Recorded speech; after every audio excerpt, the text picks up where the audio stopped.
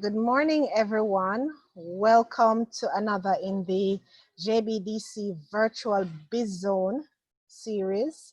This morning, we will be talking about basic money matters, and I know that it's an issue for everybody. We all want more money, and we don't want to spend all the money that we have. And so this morning, we're going to be delving into the issue, basic money matters, so that we're able to manage our money properly. We have a presenter this morning with us who is like staff. When I heard that she was presenting, I said to myself, you know, Latoya should just join the team at JBDC because everything I keep, she's there. So I'm not going to get into all of the pleasantries this morning. Just want to welcome everybody once again. Thank you for joining with us. As I said, we're going to be discussing basic money matters, some basic ground rules going in. We are having some technical issues thanks to Flow and Digicel. So if you see us, either myself or Latoya, get kicked out of the meeting room, don't leave. Wait for us. We're coming right back. If I get kicked out, my go-to is Dania Bennett. She is right at the top there, another of our co-hosts, and she'll be able to facilitate the session while I'm out. This morning, we're going to be a little bit different. You know, we usually close the meeting room in terms of commentary during the presentation, but we're opening it up this morning, and we're going to ask you to participate with us. Our presenter is very interactive in our presentations, in her presentation rather. So feel free to drop your question in the chat or to raise your hand using the facility that is available for that. Our presenter this morning, Latoya Fuller, she is a chartered accountant, very knowledgeable in her area, and she's going to be giving you some details as it relates to basic money matters. So Latoya, it's over to you. Welcome, and we're looking forward to a fantastic presentation this morning.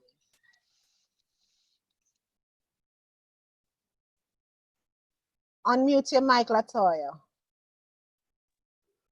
Thank you very much for that, Sansia. Thank you very much for that. Good morning to all the Zoomers, everybody online. Welcome to today's session. Sansia, am I sharing screen?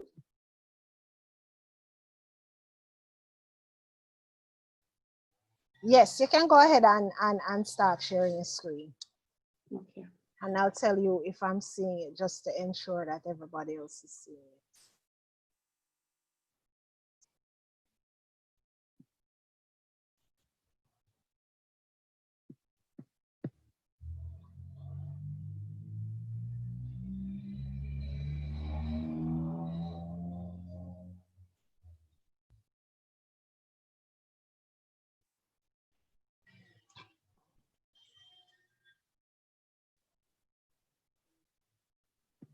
All right, yes, we are seeing wrong screen. Wrong screen, okay.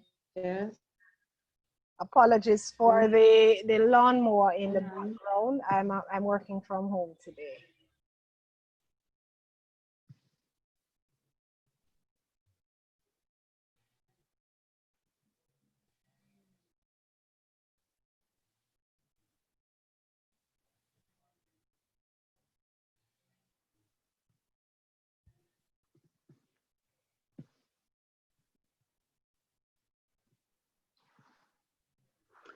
Okay.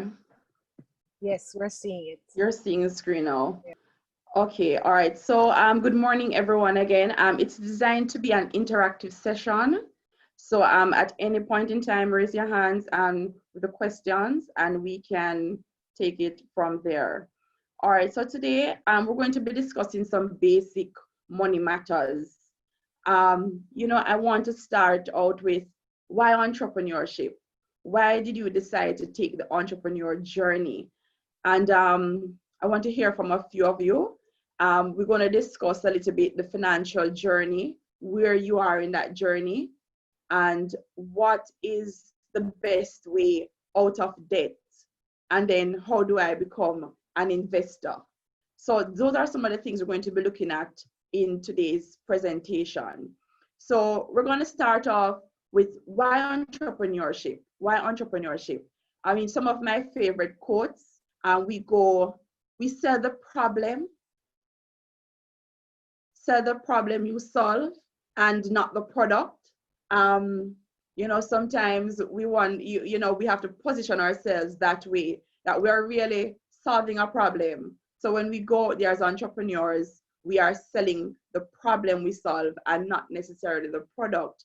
Also, one of my favorite quotes is from Nelson Mandela. It says, "It always seems impossible until it's done." And as we take on this COVID era and the different challenges that come your way as an entrepreneur and even as an individual, you know, the tasks are daunting. So it always seems impossible until it's done. I don't know if there are any entrepreneurs who are on a mission to build.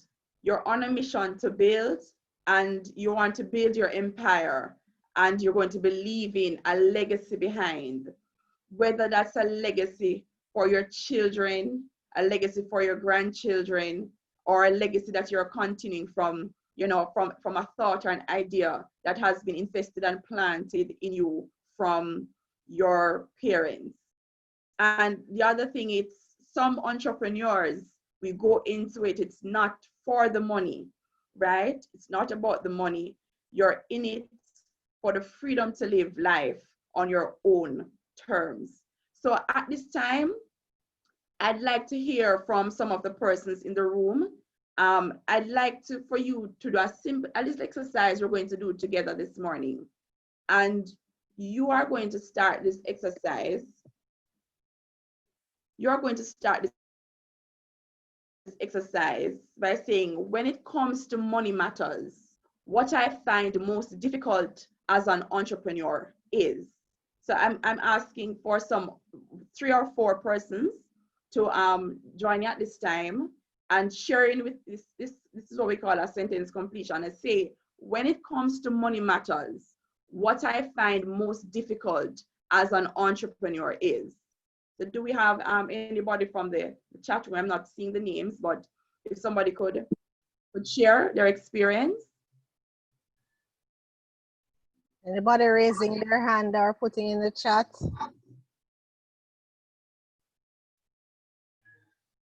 I don't see anybody raising their hand as yet.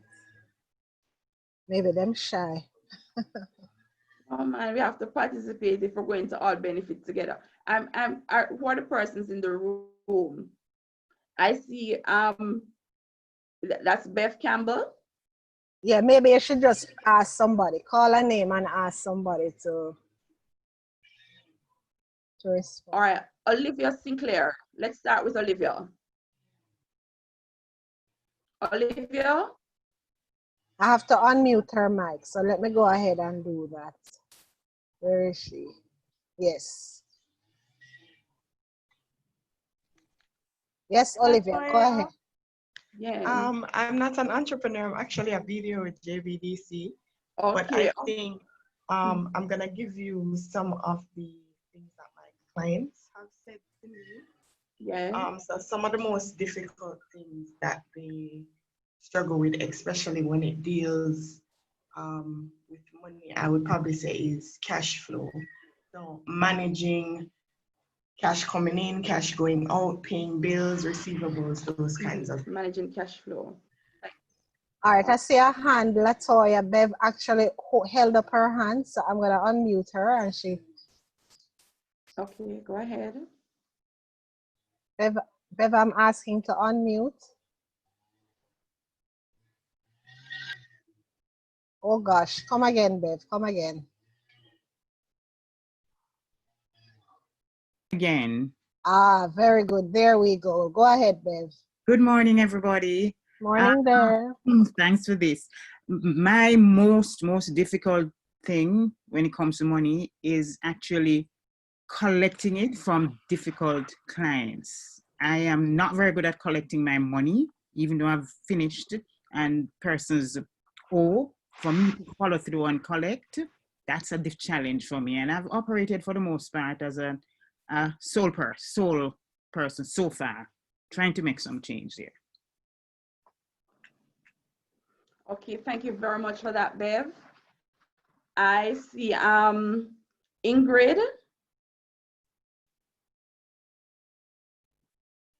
Ingrid Koch. Hi, good morning, everyone. Good morning, Um, Ingrid. Similarly, the whole concept of cash flow management, in versus out. That's pretty much in a nutshell. And interim financing.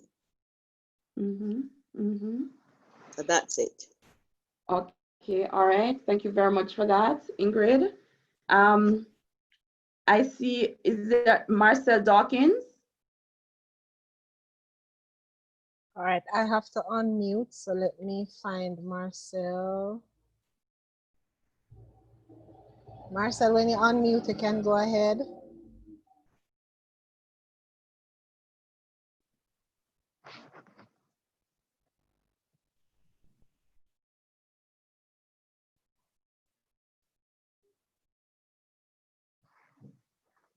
Marcel, I'm requesting that you unmute your mic.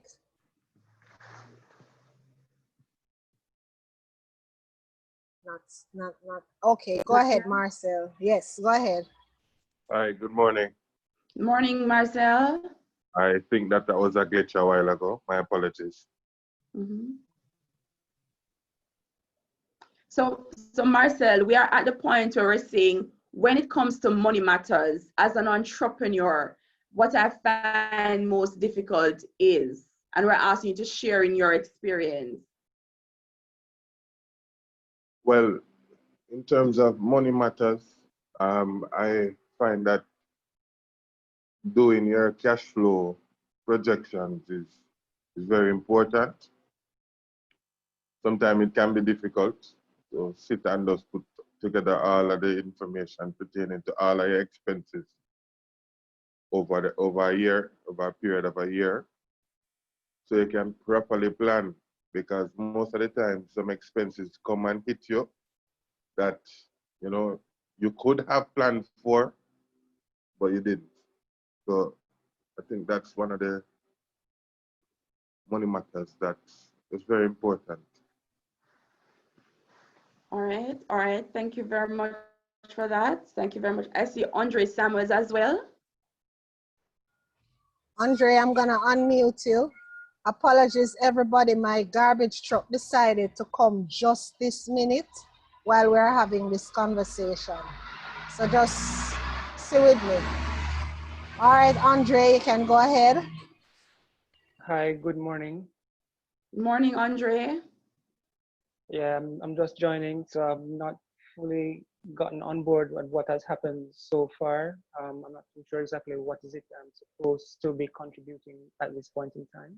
Okay, so we've just started, and we're saying, as an entrepreneur, when it comes to money matters, there are some things that we find difficult. So we're asking you to share in your experience. When it comes to money matters, what is it you find most difficult? Cash flow, managing receivables. Okay. That's pretty much it. In order for the product to move, you try as much as possible to give a line of credit. However, in doing that, given this period of time, it's a challenge to find funds to actually restock and replenish.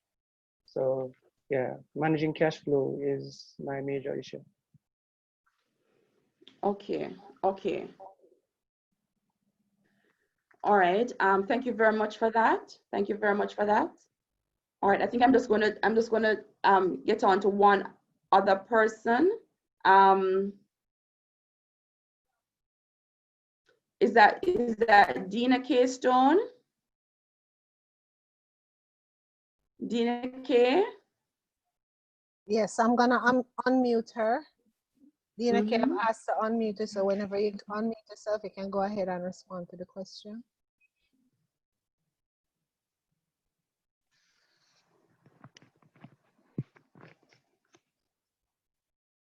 Dina K.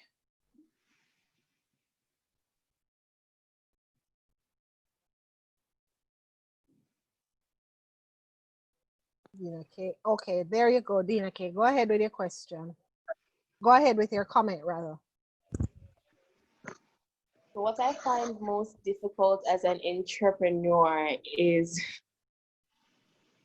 time management. On the question I just got on. Can you come back to me? I just got on. Just give me a minute. We're with you, Dina K.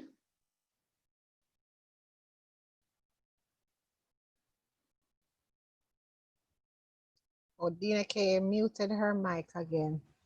She said she'll come back to us. All right, so let's grab somebody else then until she gets here.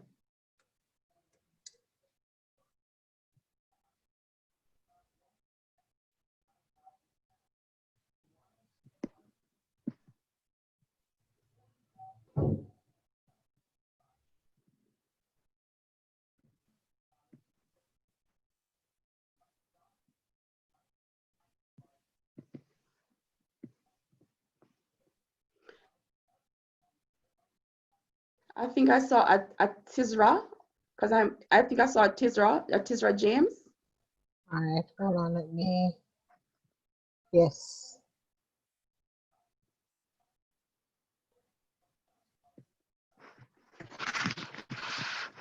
Tizra, I'm asking to, or Terza, I'm asking to unmute your mic. No, it's Terza. Yes, Terza.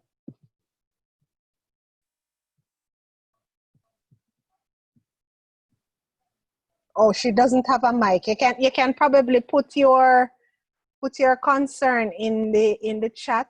The question is, well, the comment is, when it comes to money matters, what I find most difficult as an entrepreneur is, and then you fill out what you find most difficult in terms of money as an entrepreneur. So you can put it in the chat.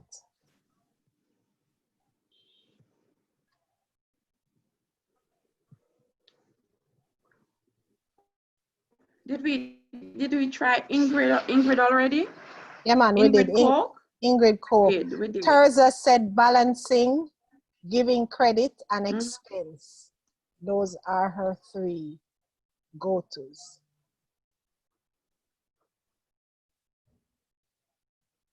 Okay. All right.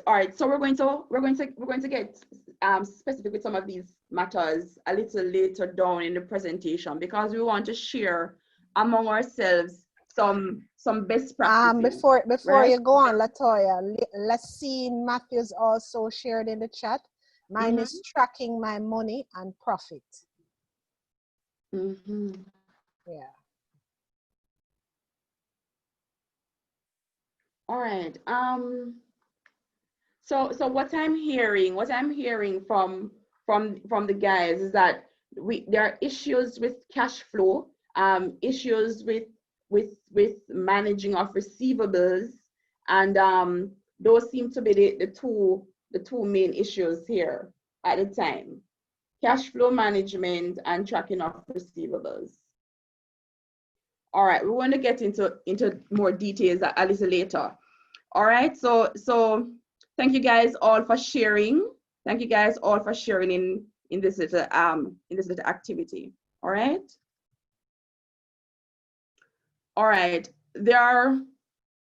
I'm sure most of us would have heard, and quite a few of us familiar with Robert Kiyosaki's principles. And as we discuss basic money matters, I think as entrepreneurs, it's very important for us just to understand and relate to to Robert Kiyosaki's principles. And I'm just going to go through 3 of the principles coming out of his theories briefly, so persons can have an idea. He speaks about 4 ways to generate income, and we're going to go into that just quickly. And we're going to also have a quick look at assets and liabilities, and just rethinking and repositioning our thoughts around that. And then we're going to look at what Robert refers to as the cash flow quadrant, right? Okay, so the 4 ways that persons generate income. You can either be employed, right? And if you are employed, then it means that you are exchanging your time and effort for an income. So you don't work. You don't work, you don't get paid, right? And as entrepreneurs, we have decided to not take that journey. We are out of that realm. Robert says the other category is self-employed. When you're self-employed, you work for yourself, but you can't take a holiday because you are your business. And if you don't show up, then nothing happens. Now, the other category, which is on the right-hand side of the equation, is business. This is when you start your money starts working for you. So these persons, they have a business, they work hard to generate, and they work hard, but the money generates income for them. And the 4th category is the investor, right? And the investor is the person that is you're just having your money work for you all the time. It's a common concept when we say that you make money in your sleep, right? And I know that is where we all want to get. But what I want to hear from persons, just understanding now, on the left-hand side of the equation is employed, self-employed. And on the right-hand side of the equation is business and investors. So I want to find out from you guys now, where do you think you are when you look at this equation, where do you think you are in the whole equation?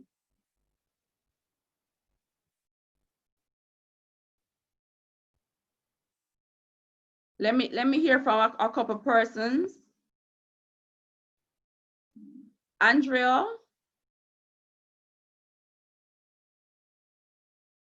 Barkley? I don't think Andrea has a mic. Oh no, Andrea doesn't have a mic. No.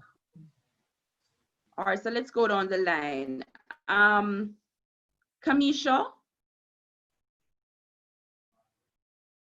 Morrison. Kamisha, I'm asking to unmute your mic. Yes, Hi, there morning. you go. Can you hear me? Yes, we can hear you. Kamisha, Not where are you?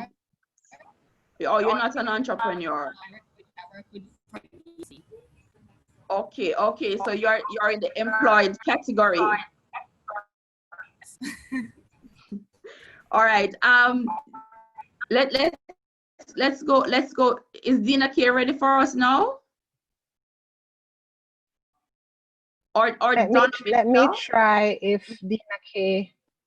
Yes, Dina K is ready. Go ahead, Dina. Yes, I would be the employed. Underemployed. You're with JBDC as well? Yes. Okay. All All right, right, I have some people with some responses in the chat. Yeah, Andre Samuel says left side employed. Nardia Note said left of this equation. Bev Campbell self-employed. Ingrid Coke self-employed. Rashawn Smith, I'm on the left side, E column to be employed. Yeah, that's it from the chat room right now. Okay. Joel, where are you on this quadrant? All right, let me look for Joel and unmute. Joel, I've asked to unmute.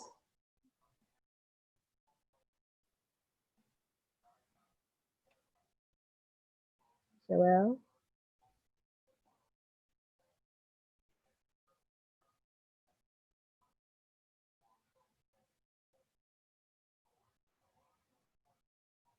Joel, if you're having a challenge unmuting, just type the comment All right. in the chat. In the chat.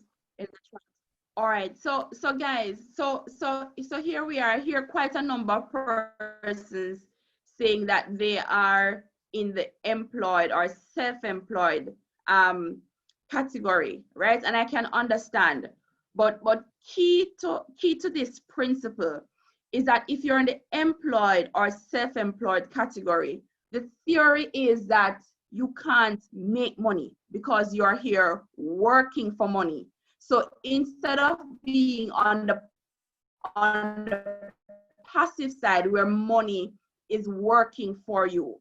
So in other words, what I find for the entrepreneurs that are in the self-employed category, while it is that you own your job, because you do not have operational processes and you don't have a business that's running without your presence, then if you don't show up, you don't make money. And that's not a good place to be.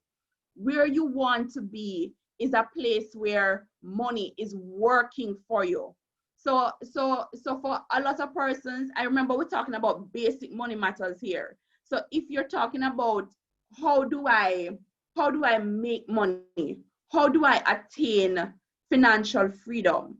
Then you have to understand the basic principle, and the basic principle of those who really make money is that you have to get passive income, and passive income comes from owning a business or investing in or being an investor. All right. So let us move on a little. We're going to come back.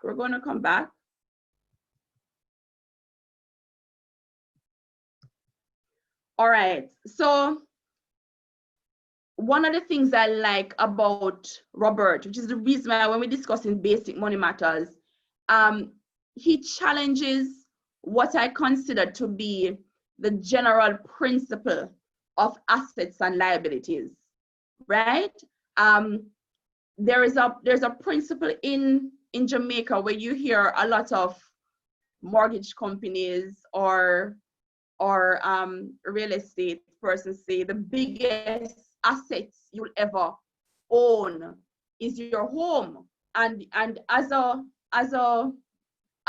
young person coming up, you're schooled a particular way, and you go to school, you get a good education, you're told to get a good job, or now persons are going more into entrepreneurship. So you say the essence of all this is to get a big house and to drive a nice car. And Robert Kiyosaki has challenged that position. And the definition of assets and liabilities, he's saying, if it is that it does not bring you income, it is not an asset. So in other words, that dream of wanting to buy that 3-bedroom house where you have the yard space and you have all these good things and you drive the fancy car, he's saying, guys, let's think about this thing. We're talking about money. Let's be real about money. If it is that this asset, this car you're driving, this house you're living in is not generating you income, then it is not an asset, but it is in fact a liability to you. So if you want a car to be an asset, it must be something that you have on the road earning dollars. If you want a house to be an asset, it must be something that you have bringing you rental income. So he's saying, let us focus, let us understand ourselves and understand this real thing about money. So he's saying, let's build and grow assets, but we have to be very sure and clear in our minds as to what assets are. There is a notion, and we understand, of course, of reducing our expenses and our liabilities. So, the temptation to want to go to the bank to get a big mortgage and, to pay on high car loan payments And just to drive that fancy car, those things are a no-no if we really want to understand and make money work for us. So another concept, and another fascinating concept of the theory that I like is he's saying, if you're in these quadrants here, if you're back at employed, in the employed quadrant, he's saying focus. When you work, you should work to learn, not work to earn. So in other words, you find yourself in a corporate organization or an established structured organization. You go in, you're not working for the money, because if you work for that money, you will never get to the point where you're truly satisfied or happy you with the money that you will get, the level of income you will ever get from working. So he's saying the focus ought to be, when you are in an environment like that, you are there for tutelage. You're there to learn. So work to learn, not work to earn, and allow money to work for you and not the other way around. So let's just have a look at one of the things he discusses regarding the cash flow pattern. And when we started out this discussion, first we were saying, boy, the cash flow management, Latoya, it's beating me. It's beating me. So if you look to the right-hand side of your quadrant, you see what a cash flow pattern for a middle-class person, or possibly an entrepreneur who is self-employed, would look like. There's some income. So that income would represent salary, or that income would represent some income from providing self-employed services.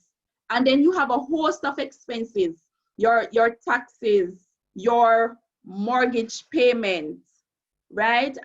Your car payments, your credit card payments, school loans, educational loan payments. So you look, and that's where your money is going. All your money is going into expenses. A typical entrepreneur, you're paying the bills, you're paying the utility bills, you're making all these payments, you're paying salaries, and your money is just literally going into expenses, right? And that's because your balance sheet has a lot of liabilities on it. You have a car loan, you have credit card debts, you have educational loans, you have a mortgage possibly, right? So this situation, your income comes in. So whether you're getting your income from salary or your income is from your self-employed work as a starting entrepreneur, all your money is going into expenses. Now on the left-hand side, he's saying, look at the cash flow of somebody who understands money. Remember now, we're discussing basic money matters. So the person who is making money, they're getting rental income, which is passive. They're getting dividend income, which is passive. They're getting interest income, passive again. Royalties, passive income. So in other words, whether or not you get up in the morning and jump out to get to work, or to get into office, right? Or to get to the store, or to get into the shop, or to get into the workshop, then you realize that whether or not you do any of these things, you are earning money based on the level of assets that you have. So he's saying your assets, you have real estate that's bringing you money.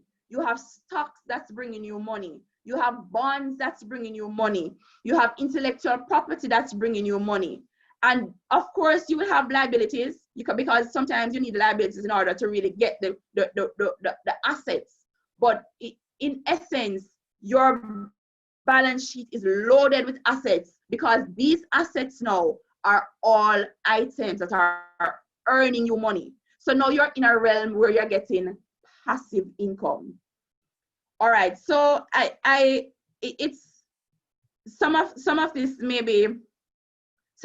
be new to some persons, but some of this may persons are hearing for the first time, or repositioning in their thinking. What I want to hear from you guys, your thoughts on that section here that we have just discussed around the different ways we earn, where you are, your concepts of assets. Do you have assets? Are you earning any form of passive income at this time? Or are you actively working for money? Or do you have money working for you? I'd like to hear from some of the persons. I'd like to hear from some of the entrepreneurs or even persons who are employed and are on with us now. Sheldon here? Is Sheldon there? I have to unmute him. Mm-hmm. Sheldon, I've asked to unmute you. Okay, go ahead, Sheldon.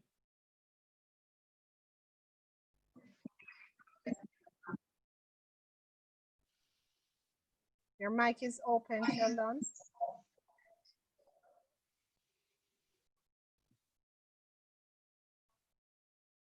It doesn't seem that Sheldon is hearing us at all. Sheldon, if anything, you can type your comments. Okay, somebody Let's go back. His mic is not working. You can type your comment here though, Sheldon. Type it in the chat. And I'll read it for you. Look for ask Shara Anderson Grant. I'm gonna open Shara's mic. Shara is one of our entrepreneurs. Shara, go ahead, Shara. Shara, I'm trying to open your mic. Good morning, everyone. Can you hear me? Yes, we can hear you. Yes, we can. For me, when I look at the diagram, I'm actually everywhere in it. I'm employed. I am semi-self-employed because I'm an entrepreneur and I invest. Mm-hmm. What really jumped out at me in the first part of the presentation was when you said, work to learn and not to earn.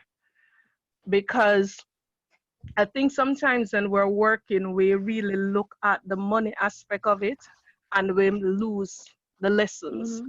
And so I kind of stuck at that because it really spoke to me. So in terms of the asset aspect of it, I'm actually going through the process of looking to see what my assets are.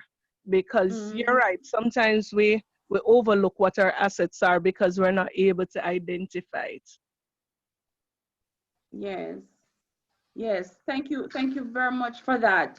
Because you have to, if you don't know what your asset has to be something that's generating you income. If it is not generating you income, it is not an asset. So that's a key takeaway, Shara. That's a key takeaway. But the fact that you're in all 4 quadrants, so yes,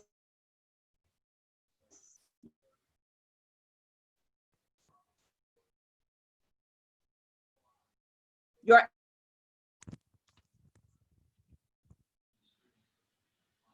employed, which means that in that employed section, you moving from self-employed to business is a natural progression. So you have a side hustle and you're here, doing something on the side, you're doing it. Now, the thing with self-employed is that it can drain you. A lot of entrepreneurs, because they do everything themselves, if they don't show up, then the business doesn't continue. The essence of this section and dialogue is if you really want to start making money, you have to move from self-employed into business, where you have persons managing your business. So whether or not you show up, money. So the key to that is putting in the right processes, putting in the right policies so that your business is on autopilot. Bev, is Bev still with us? Bev is in the chat room, chatting away like crazy. She's preaching and saying so. She's agreeing with a lot of things that you're saying, but I wanted to take the comment from Kate Thomas. They have their hand raised, so I'm going to unmute their mic. Okay, go ahead. Okay, I've asked to unmute your mic, so go ahead. Okay, Right. Kay, go Yeah. ahead. Yes. Right. Just a couple of things.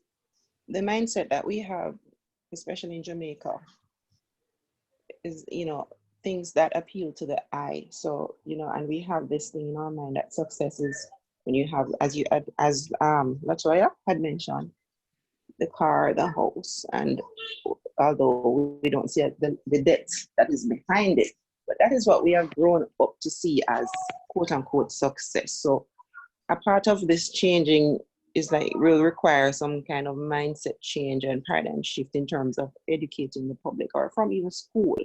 People would need to see this as not necessarily success or assets, as you say, but starting early with our high schoolers or even before. You said success is really not about just having that. Yes, you can have that, but that is not the measure of success or not considered assets.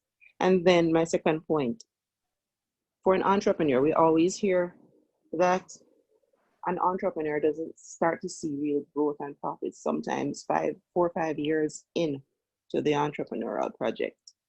So getting to this investor slash business, big business, what do you think, or what do you estimate as a time period for somebody to get to that, especially like a sole proprietor?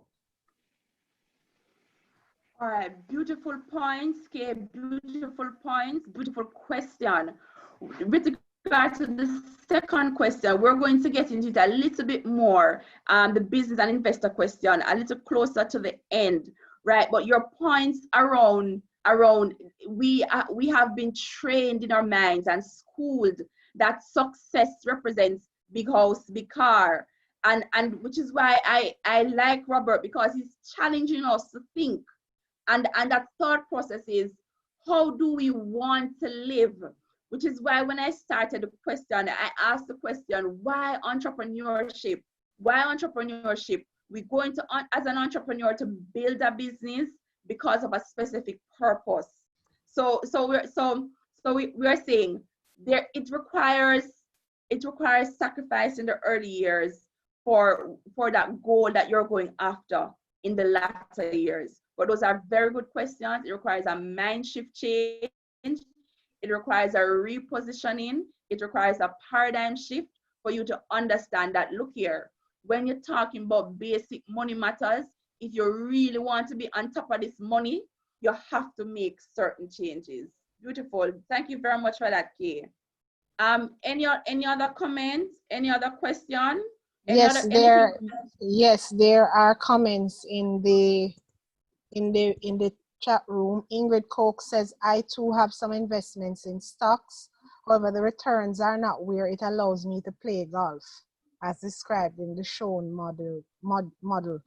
And then Anne Rich says, really dawned on me, I'm self-employed and must now do business.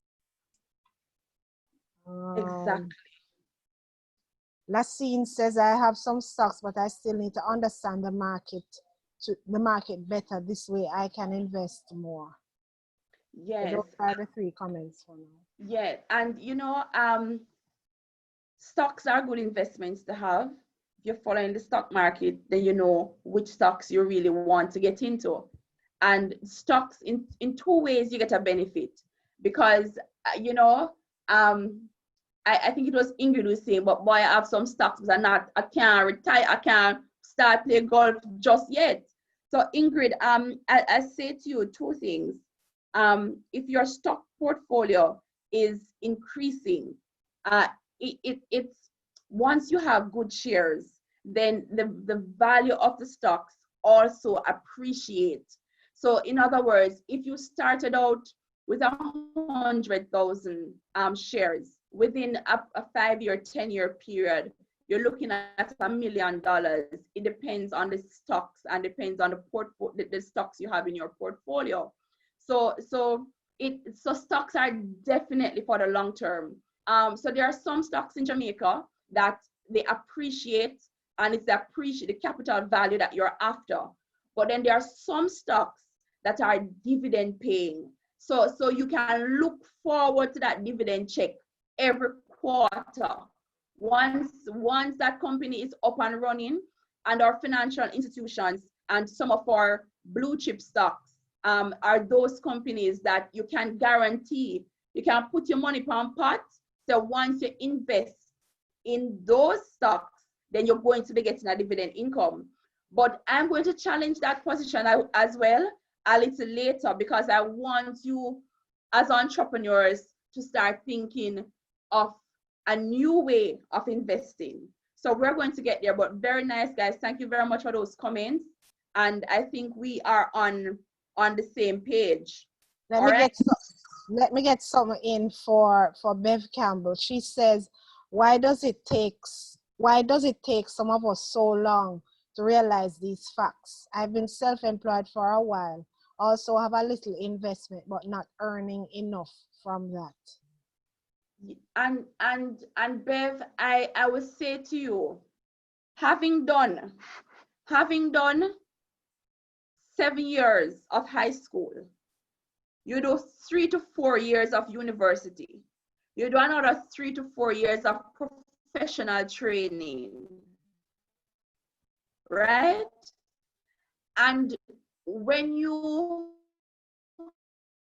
trained and socialized a particular way, and then all of a sudden there's a knowledge that, I'll put in quotation, the rich guys have had that has made them successful over the years, have been one, hidden in books, and in some respects, because of the information technology and information age that we're in now, we now have ready access to this information to be able to reposition ourselves and reposition our thinking, because we have in fact been schooled a particular way when it comes to handling money.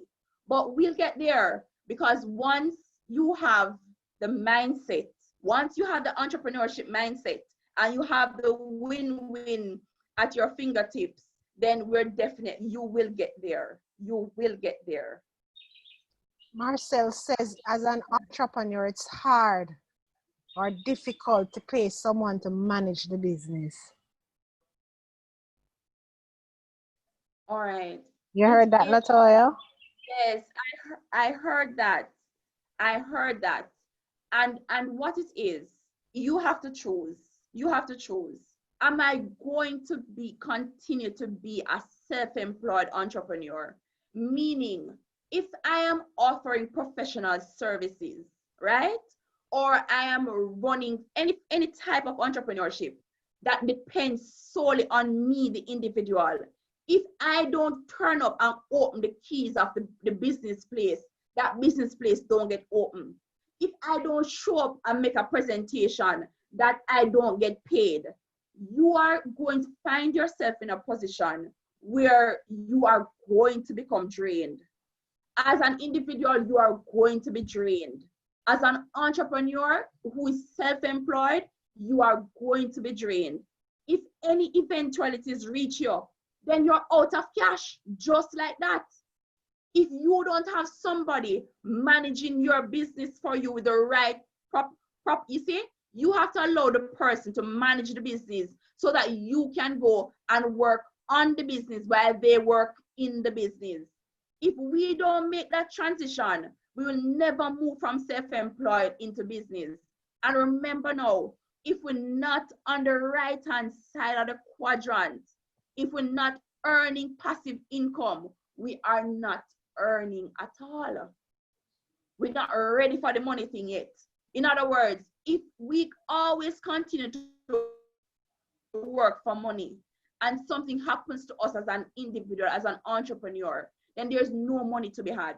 But the moment you start making the money work for you, people coming in, opening up, they are doing what they are running a business, you are bursting with ideas, you're reinvesting those ideas, you're managing your cash, because now when somebody's managing the business for you, you are now demanding the reports.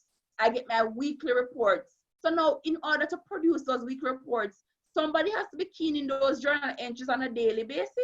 So instead of you now, boy, you are now pressuring yourself, and I'm going to have to be calling for receivables. No. You have somebody in the place calling the customers. So look here, you have X money, come, carry the money, come. You have to have somebody managing that aspect of the business for you. Because if you are down and out as an entrepreneur, you cannot afford for your business to die. So you have to make the investment. It's a very difficult transition. And that's the reason why you are linked. The universe has allowed you to come and link with JBDC so you can make that transition. They will hold your hand from self-employed into business, but you have to be prepared to take the steps necessary. So I heard the question, I understand the concern. It is not an easy transition to make, but it is a necessary transition to make if you want to talk about this money thing. Okay, great emphasis there, Latoya. But I wanted to ask a question based on a comment that I see here. Sheldon Hayes says multiple streams of income is the way to go. But earlier you also said that if the money is not working for you, then you're not making any money. So in the context of multiple streams of income, because I know that there's passive and of course the other kind of income. But what if his idea of multiple streams of income is having 4 or 5 different jobs? No, man, that is called burnout. That is called burnout. No, man, because look here now, remember now, you're also, your investment now, you are expecting to reap the rewards later down. You cannot continue to work in your business for a prolonged period of time. You cannot work 4 jobs, 5 jobs. When we say multiple streams of income, we're talking about multiple streams of passive income. So yes, I've heard persons mention stocks, but there are so many other different forms of income too, assets that you can hold to generate income. That you, if anything, if it depends on your showing up to make money, it means that you are working for money and not money working for you. Okay. All right, listen to this comment now, Latoya, because this is a comment this is something that I have seen through my experiences at JBDC, work on the business and not in the business. But Nardia is saying, I am not sure if I am fully able to rely on other people to manage my business because persons may not see your vision and they may not put out the effort that she would. So it's like basically she's saying she can't really trust anybody to do her business for her because they're not going to go they're not going to go as hard as she would go for the business to succeed.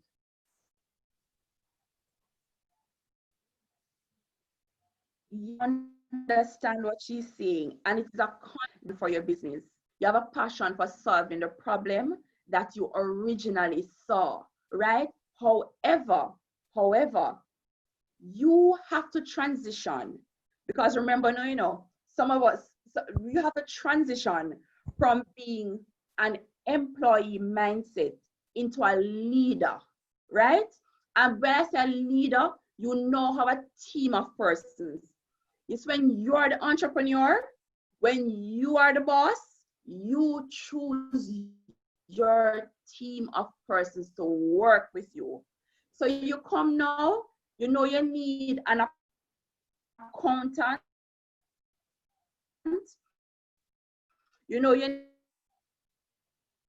need a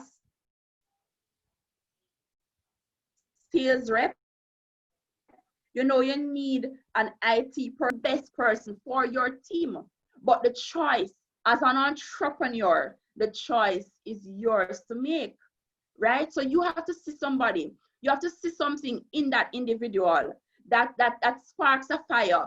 The universe say, yes, man, the spirit them gel. This person will really help me to build my dream, right?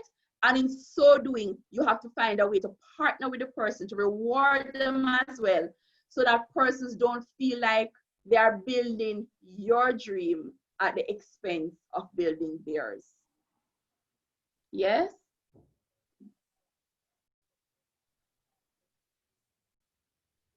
All right. So I think everybody is a little clearer on just the basic money concepts in terms of just the guiding principles of where you ought to be, how do you really generate income for the long haul? How do you generate income that doesn't stress you out, that doesn't make you, how do you really make an investment in generating income for the long haul? All right, so everybody's good on that one, right? All right, so we're moving on to part 3, and in this section, we're going to talk a little bit about debt, right? We're going to talk a little bit about debt. I heard somebody speaking about the whole idea of restocking your supplies and restocking your inventory, getting credit from your suppliers. So we're going to discuss a little bit about, we're going to go into a little debt talk here, right? Because what you find happening now, right? What those that are online can share in with this COVID crisis would have come a decline in sales. So it depends on the nature of the business that you're operating, but the chances are you would have experienced some fallout in your revenue stream.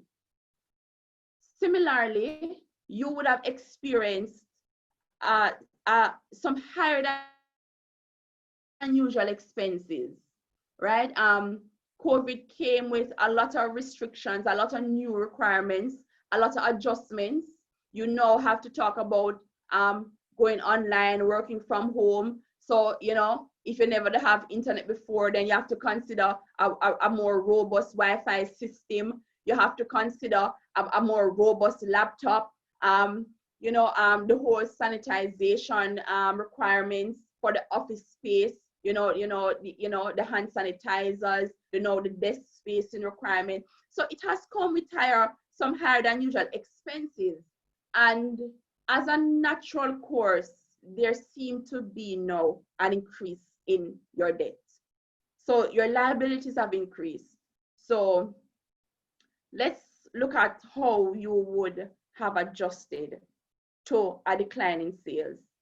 So with COVID and with having a decline in sales, what some persons have done, the new word, the new concept, the buzzword is pivot. Everybody thought, yes, we're pivoting. Yes, we have to pivot. We have to pivot. So if you have not been pivoting, then you're in problem, which means that you have not been able to adjust to the new norms of what the new environment, the new business environment is now. So your customers are now saying, boy, no, I can't take, I used to take 10, I can't take more than 5 now. I used to take, 20, I can't take more than 10 now. So now you are seeing a reduction in sales and you have to pivot. You now have to change course to say, okay, how do I quickly adjust to this decline in sales? Because it is going to affect your business. And if you don't pivot, if you don't make the adjustments, then how are you going to survive? So a couple of things persons have been doing in this period is adding delivery, because the mantra is stay at home. If you stay at home, you are safer. You can't come into a work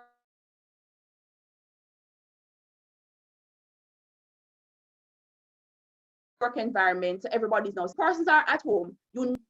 Before COVID, it was a luxury for cosmetologists and nail technicians to visit your home, to paint your nails, put on your tips, doll up your hair for you. Now it is a part of the new norm. You can't have a shop full of persons anymore. So what you're going to have to do now, you're going to have to invest in a travel pack, and you're going to have to now get up and go to the client and meet the client where they are. So you know how to be adding delivery. So if you sell something, if you have a product that you're selling, you might now have to say, all right, what am I going to do? I'm going to partner with a delivery service and say, if somebody wants their meals and they want to sit down and have their meals and they can't come into the restaurant, but I can package the meal in such a nice way and I can now offer delivery and they take it to where my customers are. So you have to now pivot. So adding a delivery to your current line of products is one way of pivoting when you're seeing a decline in sales. What some persons have done also is to now create an online option. If it is that persons normally walk in store. So I used to buy clothes and I enjoy walking in store and trying on the garments and looking how pretty I look in this and pretty I look in that. And therefore you would, shop and spend your money, right? So those customers who would normally come and spend that money with you are now at home saying, can I really buy clothes now? Or is just food is the priority? Because these children I have at home are eating down the place. Furthermore, I'm not even going out. So what is the point of buying clothes at this point? But your business is a closed business. So you now have to make the adjustments. So what some persons have opted to do is to create online options. So now all your customers, you have them in your WhatsApp database. And you are sending to them sending them now videos. You are sending them enticing things. You have now moved away from a regular walk-in shopfront operation to now a semi-online, where possibly you should be now working or have worked on developing your e-commerce platform where people can sit at home, swipe them card, shop online, and you deliver the product to them. So these are just a few of the adjustments. So if you're not pivoting in these ways for your sales, there must be some other way that you're pivoting. But you have to be pivoting to adjust to what is a real decline in sales. Because when money is tight, people make decisions differently. Their propensity to spend has gone down, and they have to reprioritize in their mind what is important. And for them, sometimes it's really a matter of just buying the necessity. So as an entrepreneur, you have a business, your business is a cake business, you need people to eat cake, right? So you now have to stay from your office at the shop or from your home office and design things online and find ways and means of reaching your customers. Okay, the higher than usual expenses. Your suppliers come to you and they have delivered X, and because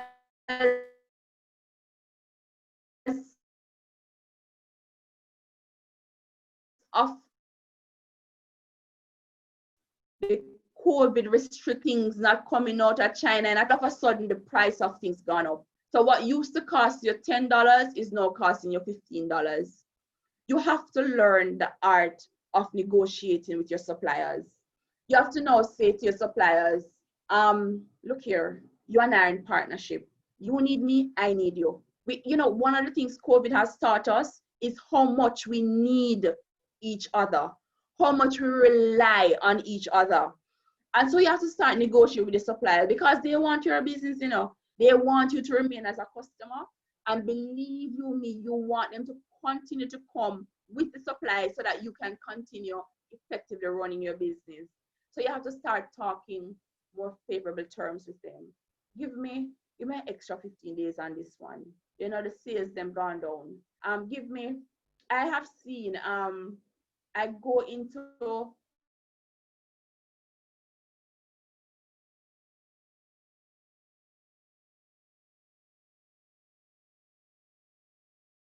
restaurants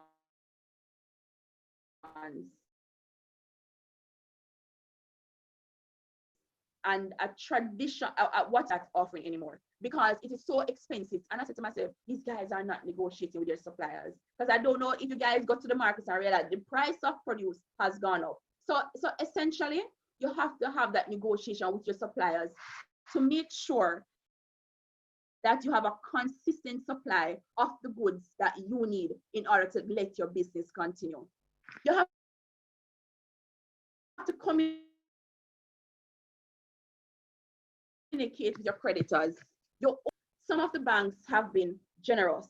They have been good. And by being good, they have offered moratorium periods where they call, some of them call it a customer support program, where they say, all right, for the next 3 months, then you don't have to pay this, you can only pay that. Or some of them will say, all right, we will renegotiate for you, we will restructure for you. You have to keep in communication. When persons are calling in this period, and nobody wants somebody picking up their phone and calling them, talk about how them owe them money. Some persons avoid the conversations. Some persons say, look here, no, tell them something there, tell them something there. And them don't take the call, them don't interact. You have to maintain that communication with your creditors. You have to keep in dialogue, because what you don't want, remember, they're in a position as well, you know. So they're in a position trying to seek help from you, and you want help from them. And this is that kind of interdependent relationship. So you have to keep the communication lines open, right? And help them to meet you where you are. You have to talk to your landlords. You have your shop space, you're pay rent for this business, and the rent is a fixed expense, yet still you have seen a decline in your income. You have to pick up your phone. You have to say, Mrs. Smith, I'm having a little challenge. The rent is X, and the situation is such now that the revenue don't come in, and I cannot afford to carry all the bills. I always encourage persons, keep your staff as a priority, keep your staff. But talk to your landlord, say to your landlord, all right, so I can make X payment by then and Y payment by then. And because remember now, they are depending on your rent. And to find a new tenant in this period is not such an easy task. So they are depending on you, you are depending on them. Negotiate, talk, reach a point where you say, okay, fine, let us work. We can work with that plan. I can work towards that plan. You see that credit card, as far as it's possible, whether you have a business credit card or a personal credit card as an entrepreneur, stay away from the credit card. We spend cash. No, I'm not telling you to spend cash and don't record. You're spending cash, you must record. But there's a psychology of money that when you're spending cash, you think twice. It's when you go and you flash out the credit card, yeah man, you just sign, or you punch in your numbers and you're good. But just when you're going to take up your hard-earned cash and spend it on something, you think twice. So stay away, try to stay away, as far away from spending credit card during this period, right? Speak with your banker. Your banker calls you, speak with them. They have a position, you know your position, but maintain the dialogue. You're a couple of persons you need to have as good friends. As an entrepreneur, and because I know there are some employed persons on the line too, you need a lawyer, a good lawyer friend, right? You need a good banker friend. In Jamaica, particularly in Jamaica, banking is based on relationship. Some persons come, boy, them can't get this done because the banker say, them give them one checklist long without 20 items on it. Them need to get TCC, them need to get compliances, them need to get all these things before they can open an account, before they can change signatories. Maintain a good relationship with your banker. It's when you're in a time of crisis, you can pick up your phone, call your banker, talk to your banker, because your banker know you. And the relationship maintained, the banker trusts your word. So if you say to your banker, look here, mega beg you, give me one extra $200,000 coming in to make the salary payment. Give me till Friday.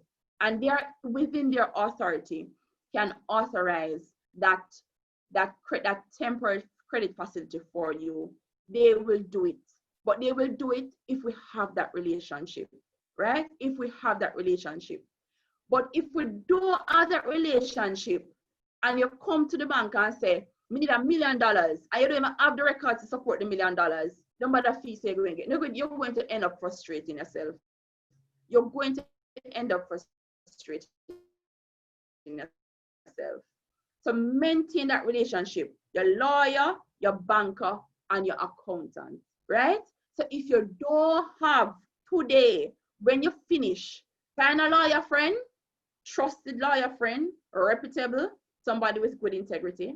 Same thing, find a banker friend and find an accountant friend. Make sure that you have these 3 persons in your corner. All right? So the essence of debt is that debt for a lot of persons is a cut in your future income. I got that concept, I don't remember his name right now, but if you wanted to buy something today and that item cost $1 million, but you don't have the money to buy the thing for $1 million, so you go to the bank and you take a loan, but the loan comes to you at a 9% interest rate, right? At the end of the day, so you end up paying $2 million for the item where you're factoring the interest over the 5 years or whatever the situation is. So you end up paying $2 million for the one item that costs $1 million. So the question to you is, do I really need that item? Can I wait until I have the money in hand, or can I get a cheaper item? But I say to you as an entrepreneur, if you're not heavily leveraged at this time, fear debt. You don't want debt. Fear debt unless debt is going to be giving you an asset. And by asset, I don't mean an item. I mean something that is generating income that is greater, equal or greater than the liabilities and the expenses associated with that debt. All right, so that is on debt fear. Now, I wanted to speak with you also a little briefly on debt consolidation.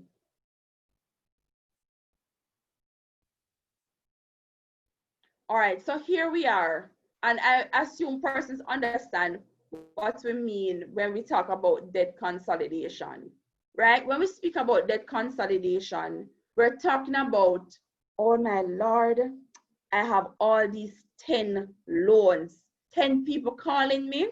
I have credit card, the bank calling me about them credit card. I have courts calling me about the laptop I take for the business. I have this person calling me about that debt. I have the landlord calling me about them rent. I have all these debts, right? And the thinking consolidates. So I have one debt, one payment. I cannot be bothered with everybody calling me all over the place. And I don't know why this slide is not showing. But you're saying to yourself, I do not want all these persons calling me. I just want to deal with one person, one debt, one payment to make my life easier. I'm saying to you today that debt consolidation is always the answer. Reason being, you may have 10 debts, but you know what? One debt is to be repaid in 1 year. Another debt is a 5 year. One is 3 year, one is 3 months. When you consolidate all those debts into one debt, you have a fixed rate and a longer time period. Chances are if you do the maths and crunch the numbers, you're going to find out that you are actually ending up paying more money in the long run than had you paid off the individual debts. And you're saying to yourself, people are tired talk about, man. She don't understand when the people them calling. When you have 10 people calling you and the bills them at you, you feel a little pressure boiling up in your chest and you say, Lord, I cannot manage. And we're saying, don't jump, relax, take it easy, right? You said the money not coming in, we're not getting no money from our customers. The receivables, them just are growing and grow so, right? And the people, the creditors, them calling left, right, and supplies, right? So one of the things that is strongly recommended is what we call debt snowballing. And before I go into debt snowballing, I want to indicate to you what I call the 4 walls of your business: your staff, your suppliers, your utilities, your transportation. And all of these items are to be paid before you start to make your debt payments. So in other words, I see a lot of businesses, some persons go after, all right? The first thing they want to do is to cut staff. Boy, with Latoya, the salary bill high. Yes, the salary bill is always going to be one of your highest expenses on for your operational expenses. It is so of every organization. But remember now, you have to think, people. There's a I don't know if you guys know of a money person, she by the name of Susie Orman. Susie Orman always says, people first, then money, then things.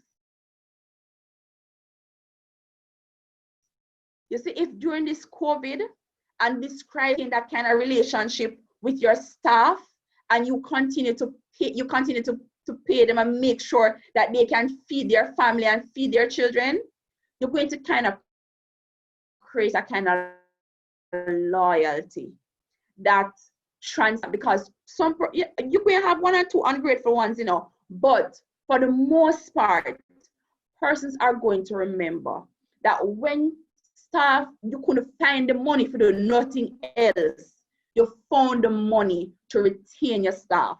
So I said one of the 4 walls, your first wall is your staff. The second wall is your suppliers. They are into business, you are into business. You want to maintain a consistent supply of your goods and whatever it is that you're getting from them. Pay them, negotiate with them, pay them. They are one of your cornerstones for your business success. Your utilities, that's a given. If you don't pay your utilities, then the people them come in the place and because it's the condition hot and there is no AC or you have to just service the debts. And if you find a problem servicing your debts,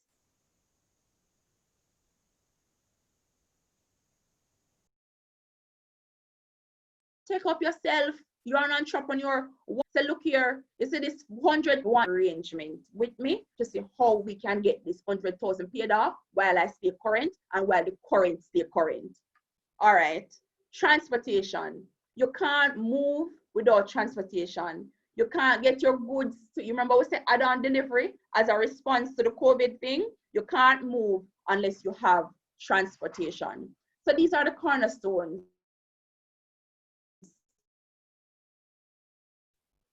You see, after you deal with these 4 the debts, the first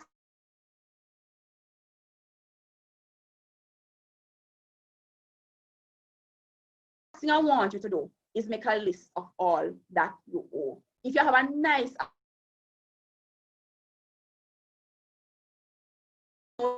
JBDC uses waves, failing that,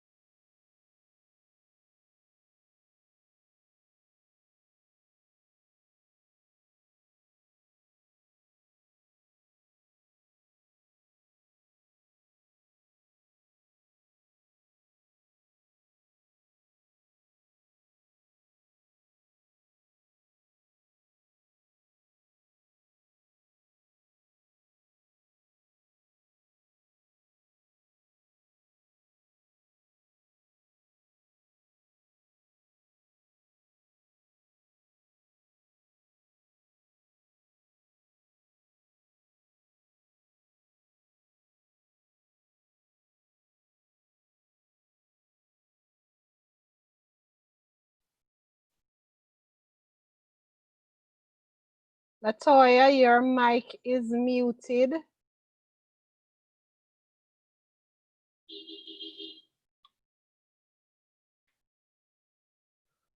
All right. All right. I'm back. Yes, you're back. Okay, so we're talking about debt snowballing, right? So we're saying identify all those debts, write them down. After you've written them down, there is a school of thought that we used to use where we say, if the debt, the higher the percentage on the debt, the higher the interest rate on the debt, then we normally tackle those debts first. So we normally say, all right, your credit card carries an interest rate of 40% odd. Your mortgage carries an interest rate of 7 to 9%. You know, your creditors are interest free. So we normally do that. But I want you to change that mindset. And after you have identified all your liabilities, all your debts, I want you to reposition your debts into size. So you're going after the smaller debts first.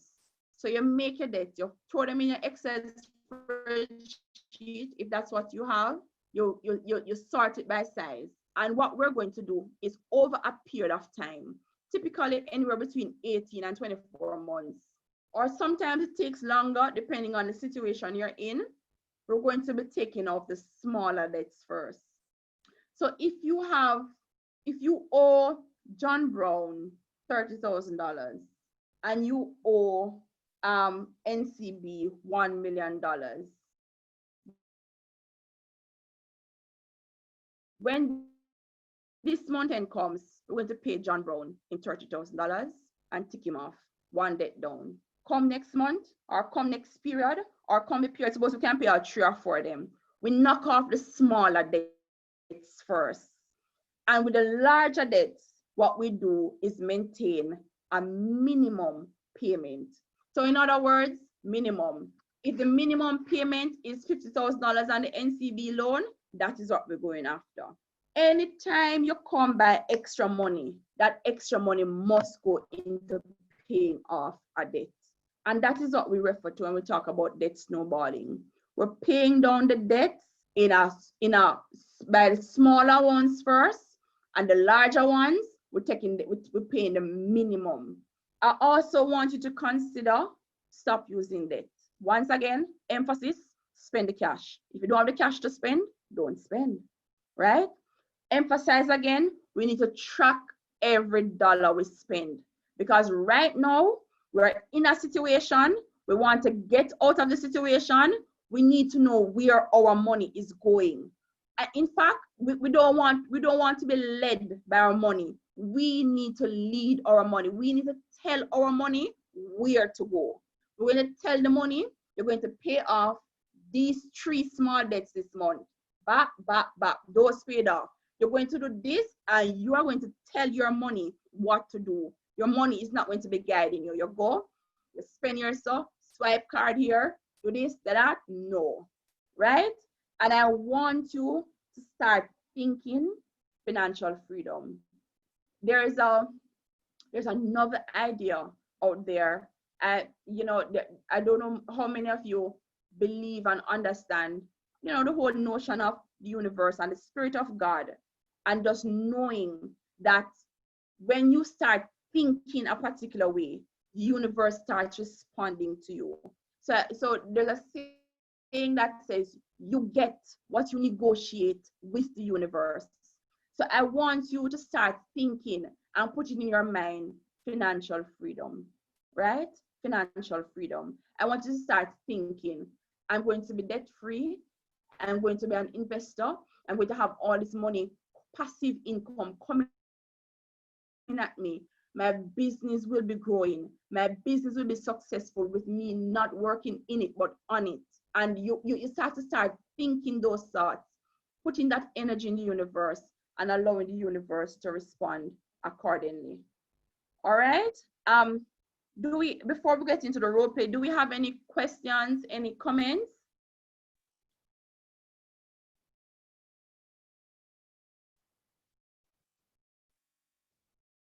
Am I on my own? Is anybody Yeah, online? nothing is coming from the PowerPoint. Coming from the chat room, Chat room? nor from the persons to be holding up their hands. Nothing is coming from it. So All right. Okay. So here what we will do. We are going to go into a role play session.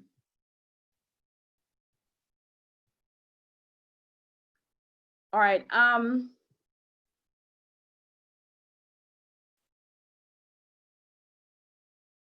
on. All right. I'm not seeing the persons who are online now, but I can you just choose some? Can I get 2 entrepreneurs to volunteer, or 1 entrepreneur, 1 video?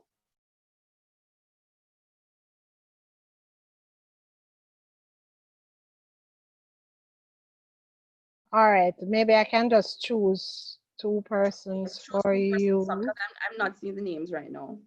All right, I am going to choose Marilyn White, because Marilyn is here every week, and Marilyn just fabulous. So, and in terms of the BDO, I will ask Meneve Gail Malcolm. She is our BDO from Westmoreland.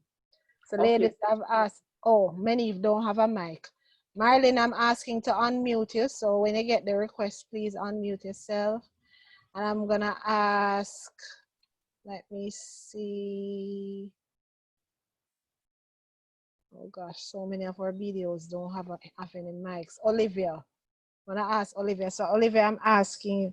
Marilyn, you're in 2 meetings? Oh my goodness. All right, let me find somebody else to ask. Sheldon's mic is not working. Shelly, can I ask you? Unmute your mic. Sure. Thank you, Shelly. Olivia. Thank you, Olivia. All right, you have your 2 people, Olivia and Shelly. Okay, so Olivia is the banker and Shelly is the entrepreneur. Shelly. Shelly, are you there? Okay, so Shelly, I'm going to ask you guys to role play for me. You are not in a position to make this month's loan payment. In fact, when you look at your figures, you're not able to make loan payments for another couple of months. Can you have that conversation with Olivia for me? Olivia is your banker. Can you hear me? Yes, I can. Good morning, Olivia. How are you? Good morning, Shirley. I'm well. How are you? Well, I'm very well, but I could be better. That's why I'm here to see you today. Okay, how can I help? Well, you know what's happening, worldwide with the pandemic, COVID and all that. And I've been really, really trying to, carry on with the business. But you know the nature of my business. I'm unable, if I can't do events, I really can't earn. And I have my loan that I need to pay, because that's one of my major obligations. So I'm going to ask if possibly if there's some kind of moratorium that, the bank would offer, some, deferred payment until a certain time. Is there any way that you can help me out? All right. Well, first, it would be good for me to know if you are able to make a part payment at all, or if you're completely down for, as in you won't be able to make any payment, a payment of any amount. Tell me what, okay, so what would it be? What would I have to do? Is there any additional interest in terms of the 2 options? If I can make a part payment, tell me how do I go about doing that? And if no payment at all, explain that to me as well. Okay. Well, there are 2 options. One is that you could make a part payment and maintain your current interest rate and terms. And when you're able to, you can pay the remainder. So in the future months when you resume, you pay off the extra maybe in a couple of months additional to what you're doing now, or the figure can increase when you're able to start making full payments. So if the amount is normally 10,000 and you can only make 5, when you start to repay, we might ask you to pay 15 a month until that backlogged amount is paid off. Or you could get a moratorium and we increase interest rates slightly for those months. Okay, so with the moratorium, how long would you be able to offer and at what interest rate? Because at 10,000 now, I'm paying 10,000 now in terms of my monthly payments. With the moratorium, how long would it be? And how much interest, additional interest on the 10,000? All right. Well, because of your history with the bank, we could do between 3 and 6 months. And we'll just add an additional 5% or so. Is 5% the best you can do? Could I, could you make that anything less? Well, I can talk to my manager and see what we can work out for you. Okay. All right. I'm kind of leaning towards option 2. And tell me, even if I take option 2, if I happen to still be able to pay some amount on the loan, would that still be okay, even though I'm getting the moratorium? Yes, that would be totally fine. That would be totally fine. That would mean that you would finish clearing it up sooner. Okay. So that's totally fine. Okay. All right. So I'm leaning towards option 2, but I need you to talk to your manager and get back to me on exactly how much the additional interest would be, and then we can take it from there. But option 2 kind of looks like it, but I just need the further details. Thanks. All right, no problem. I'll get that sorted out and I'll send you an email, and then we can work on whatever documentation needs to be signed. Thank you, Olivia. I'm looking forward to that. No problem, Shelley.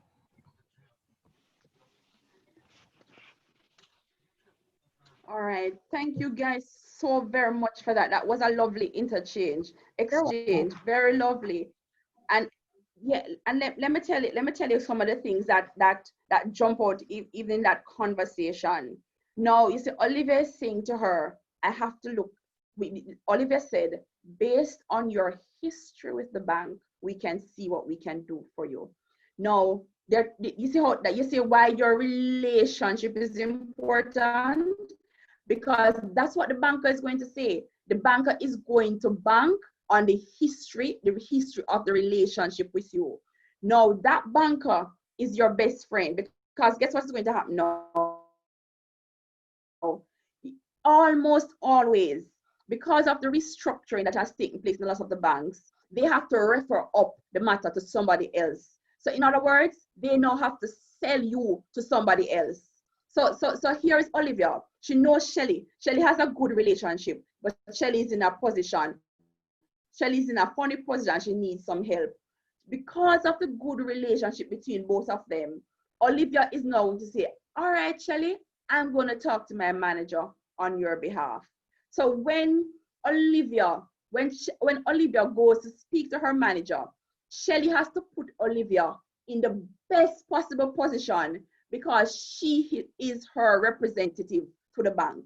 You guys are with me? So the other thing now is that from Shelley's standpoint, you hear Shelley says, is that the best interest rate that I can get? So as an entrepreneur, you have to be starting negotiation of interest rates.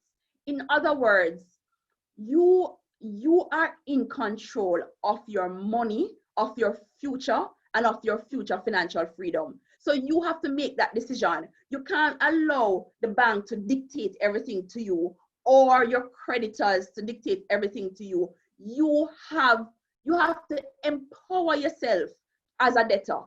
You have to empower yourself. So look here, I'm in a position, it doesn't make me weak. I can be strong. My strength is the history I have with these guys. My strength is in my ability to say, let's talk rates. I want a better rate. So thank you very much for that, guys. It was very good. Sassy, can you choose 2 other persons for me, please? Okay, 1 second. Let me see now. Maybe we can ask Andre again. Andre Samuels. I'm unmuting you, Andre. So when you get the prompt, just unmute yourself. And I will also ask, so much of my team has no mic. Let's see if Pauline has a mic. Pauline, do you have a mic? I'm unmuting you.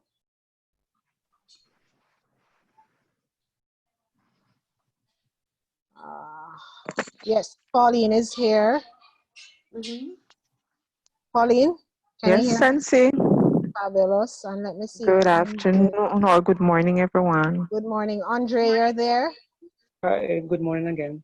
All right, so you have Pauline and Andre.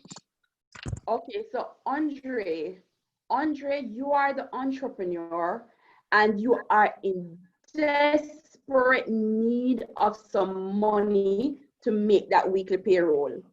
And Pauline is the banker.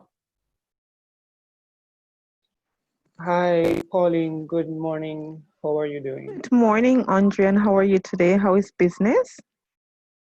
Business is not too bad. It could be better. As a matter of fact, I have some concerns. That is why I'm here to speak to you this morning. Okay, we are here to help. Great. Wonderful. Now, you know I'm in the honey business, and honey is one of those things that persons do not necessarily need to pay for at any particular time soon. Therefore, I have to give some amount of credit to my customers, especially at this time. So as it is now, I've found some customers, I've made some sales, some increased sales, which is good. However, my receivables are extremely high. My cash flow has taken a vacation to Honolulu and is not coming back anytime soon. Okay. Therefore, I need, and notice the word need with a capital N-E-E-D. I need some cash to pay my staff members. I cannot allow them to go through this situation with any great distress. So I need some cash to help tide over for about 60 days so that I can work on my receivables and get some cash in to sort it out. What can you do for me today? Okay, Andre, let us see how best we can assist you today. Okay, you say that you need some cash to pay your staff, right? Am I correct? Correct. That is Right. correct. And you have your receivables right now, persons owing you, you'll be collecting in about 60 days time.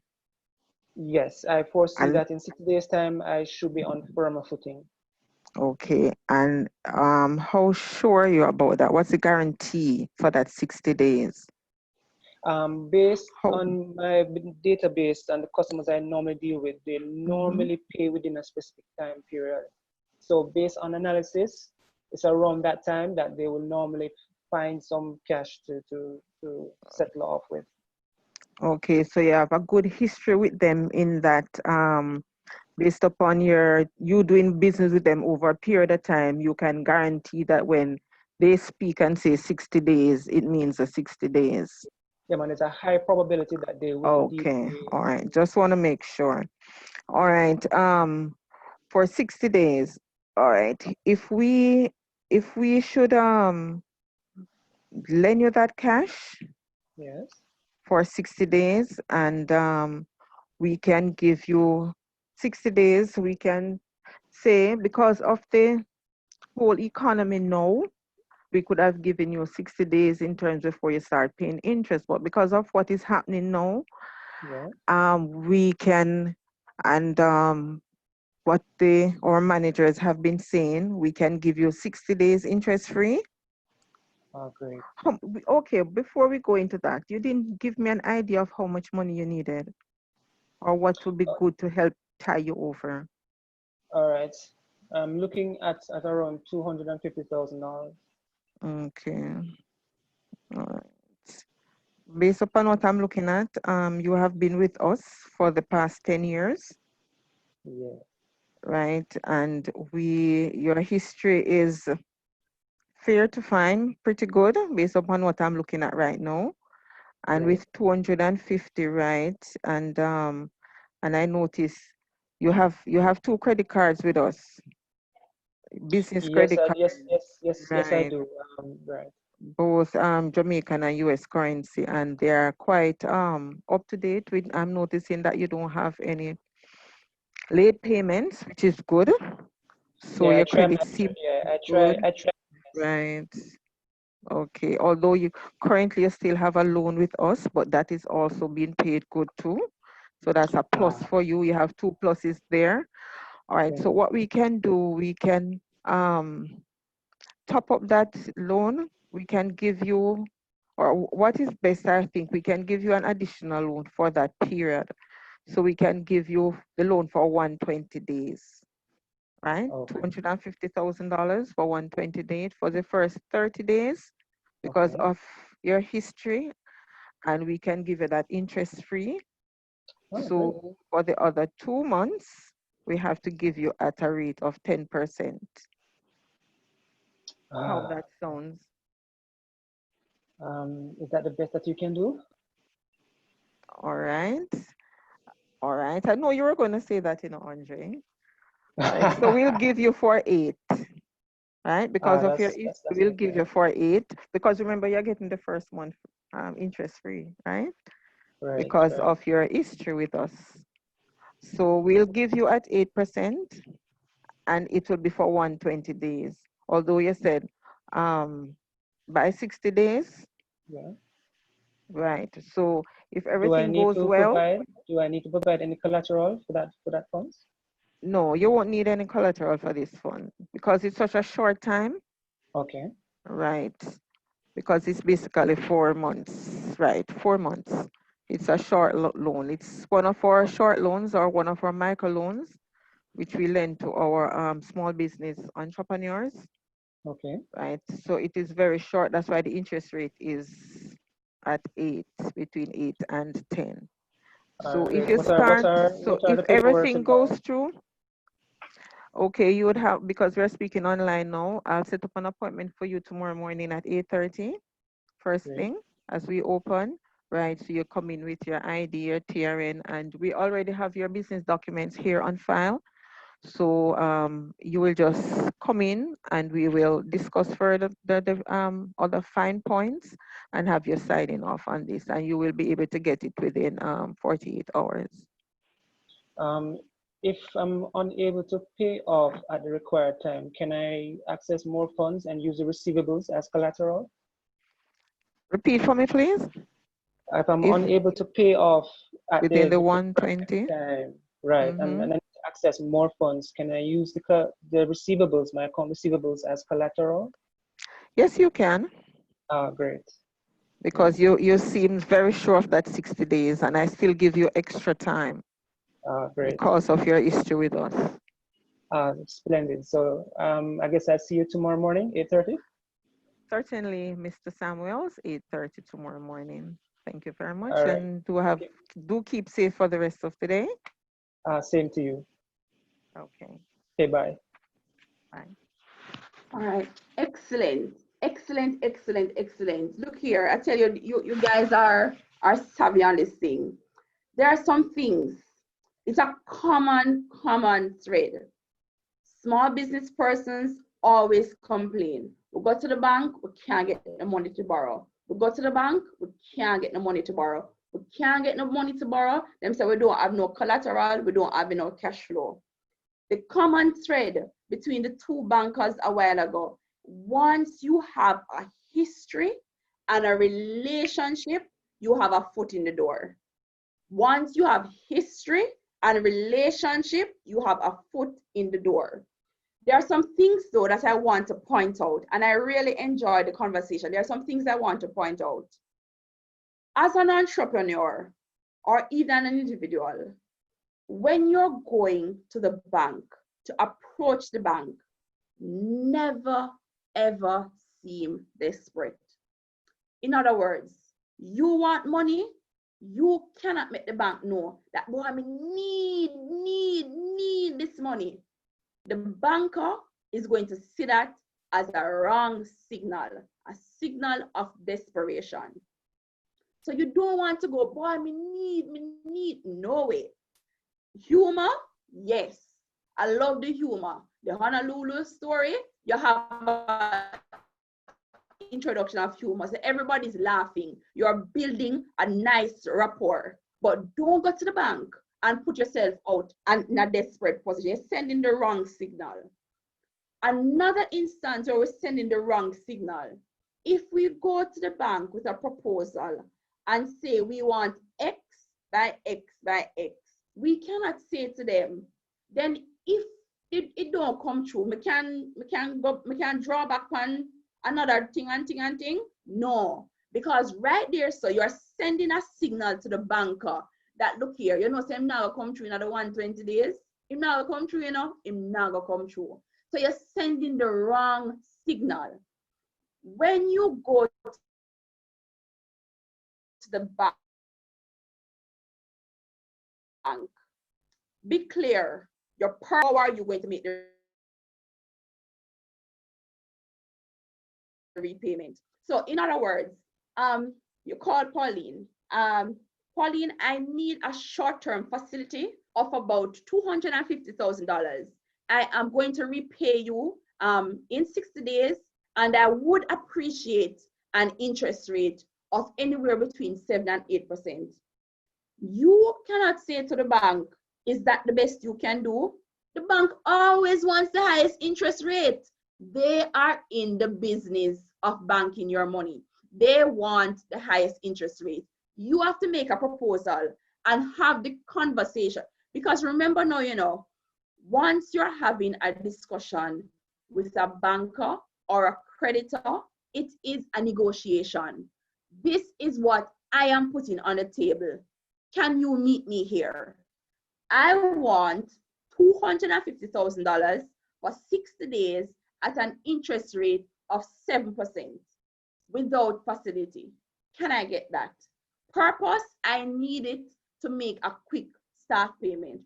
But I can give you 4 commitments in receivables to satisfy that credit that I'm asking for. So you go to them with a sense of maturity and money. You know your money, you know what you're about, you know what you want. When they can't come back to you and say, boy, I can't do X. I can't do 250, but I can do 200. I can't do 8%, but I can do 7%. I can do 10%. So it becomes a negotiation. You're clear in your mind what you want. So when you approach a banker, you must know this is what I want. And then they will come. But you remember when you tell them what you want, you know, you have to say, I want this, and I'm prepared to give you this for what I want.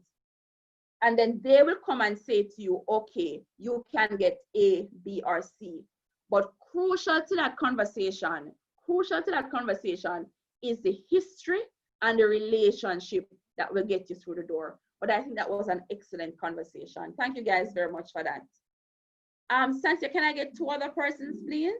All right, so Latoya, while we're enjoying the role play, I'm gonna have to ask if we can not do another role play. I have another session beginning at 1, but there what are time also, is it now? it is 9 minutes to 12, and there are also questions in the chat room. Okay, all right. So I didn't even realize something. You know, I should have said to you, you have to help us with the timekeeping. You said 1 hour. I thought you were gonna say minutes to 11. No, you are having so much fun, and that's fabulous. But Bev has questions, and this is the second time I'm seeing her putting in the chat that she has questions. So Bev, I'm gonna unmute you, and you go ahead and ask your question. All right, go ahead. Go ahead, Bev. Hi again. Thanks, Latoya. And the scenarios were great. I have two questions on the two scenarios. The first one, was it a good idea to have mentioned a moratorium at the upfront? That's me asking for help or assistance from the bank. I ask this because my understanding of the moratorium is that you're given a free period and then the interest rate goes up after that. So was it a good idea to present that specific request? Well, I say to you, you have to crunch your numbers, right? You have to crunch your numbers, but it is a frank and open discussion. There's nothing wrong with asking for a moratorium if you're in a cash flow position and you need a solution. An increase in the interest rate or an increase in the tenure is something you have to go consider now. Is this, am I in a position to do this? Will I be able to afford this in the long run? So you now have to say, yes, let me see what this bank is offering me. Do not be afraid to shop around. So you go to NCB and that's your main bank. And NCB says to you, yes, ma'am, we have a program. We have a customer program and you can get 3 months moratorium. Afterwards, the rate goes up by 2% and they outline something. Once they can run their calculations, you know, there are a lot of loan calculators as well online, but they send you their figures. Just email it to me, what it look like now, and they'll send you some schedule, and you have a look at it. Pick up your phone, call Jamaica National, call Scotiabank, say to them, if I was supposed to do so and so, send me something to make me see what it looks like, and you compare the three. You know NCB is the main bank, you go back to NCB. You know, I had a discussion with do you know, because you know there's a relationship you're building as well, you know. Do you know that Scotiabank has that in their program and Jamaica National has another program and they are offering X%?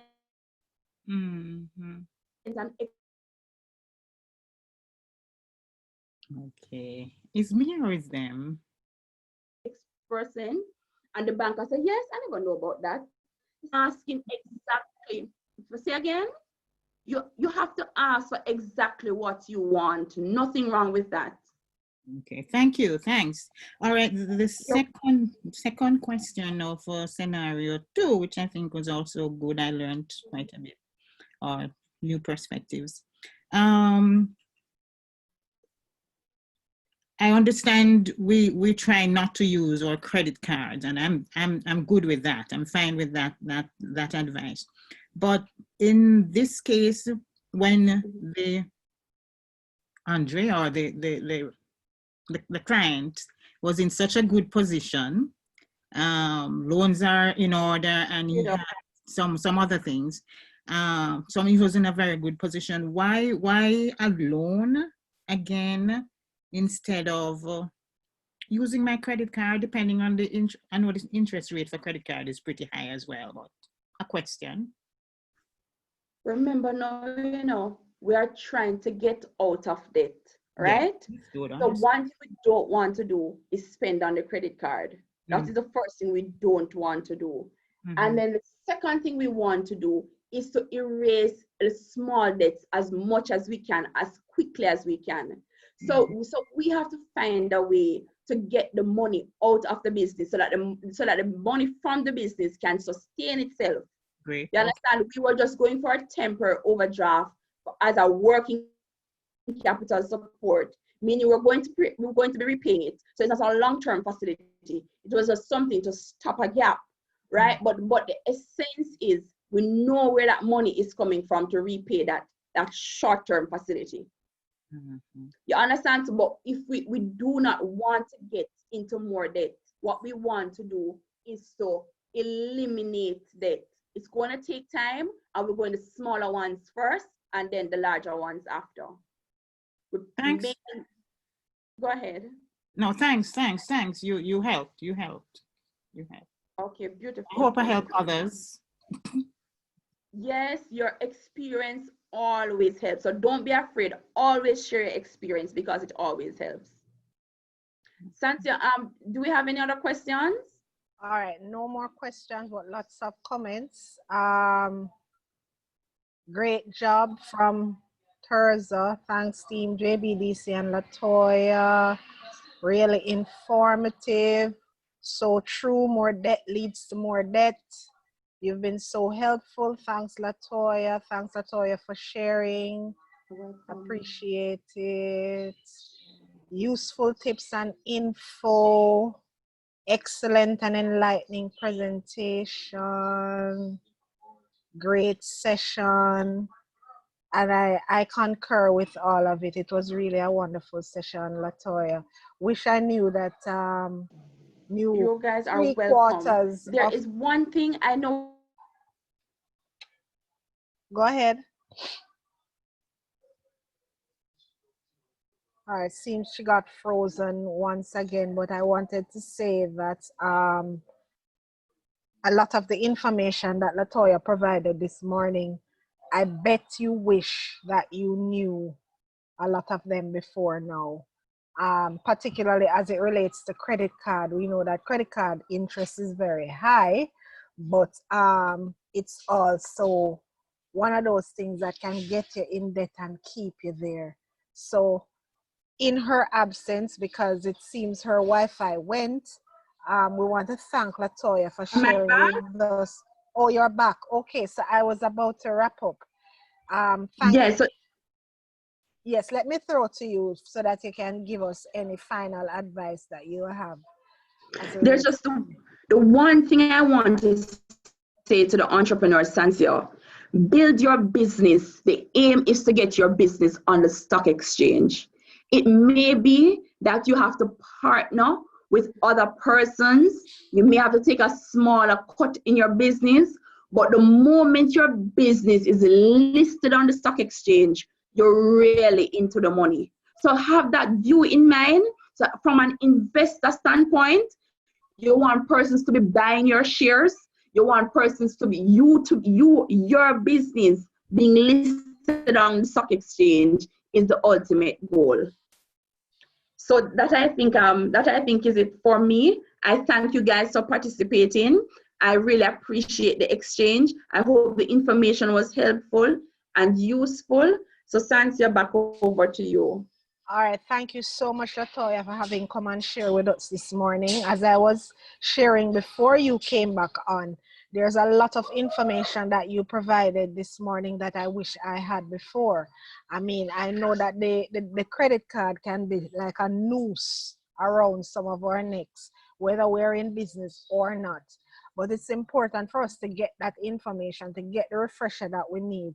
And for all the persons that got the info about identifying multiple streams of income, how to identify passive income. Let us see how many of those things we can implement so that we can improve our financial position. Remember, the goal is to be debt-free.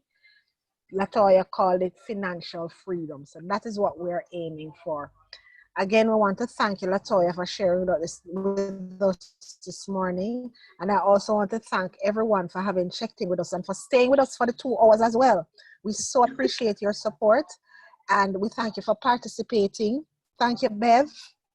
You know, I know you're always here, so we appreciate it. I'm not calling name because I don't want anybody to feel anyway. But thank you all so much for having joined us. We have another session beginning at 1, which is in 59 minutes. So we're going to leave here now and get back again by 1 for using design thinking for successful product development. That is what we're going to be focusing on. So thank you again, ladies and gentlemen, and see you soon. Thanks, Latoya.